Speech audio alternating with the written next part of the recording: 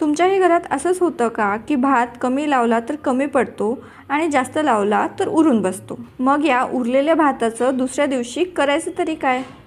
चला मग त्याचीच एक भन्नाट अशी रेसिपी पाहूया. तर त्याकरिता इथे आपल्याला उरलेला भात घ्यायचा आहे. त्यात बारीक चिरलेला कांदा, ओवा, तीळ, मीठ, मिरची, हळद, धनेपूड, जिरेपूड, सोबतच 2 चमचे बेसन, 2 चमचे गव्हाचं पीठ घालायचं, बारीक चिरलेली कोथिंबीर घालायची आणि सर्व साहित्य हाताने मळून मळून छान मॅश करून पिठाचा मस्तपैकी गोळा तयार करून घ्यायचा. मग या पिठामधून छोटे छोटे पातळ असे थालीपीठ थापून घ्यायचे. थालीपीठाला छान होल्स तयार करून घेऊ. थालीपीठ तव्यावरती घालूया. सर्व बाजूने तेल सोडून दोन्ही बाजूने छान खमंग खुसखुशीत असे थालीपीठ भाजून घेऊ. तर हे अतिशय खुसखुशीत खमंग उरलेल्या भाताचे थालीपीठ तुम्ही एकदा ट्राय करा आणि जाता जाता चॅनलला सबस्क्राईब करा.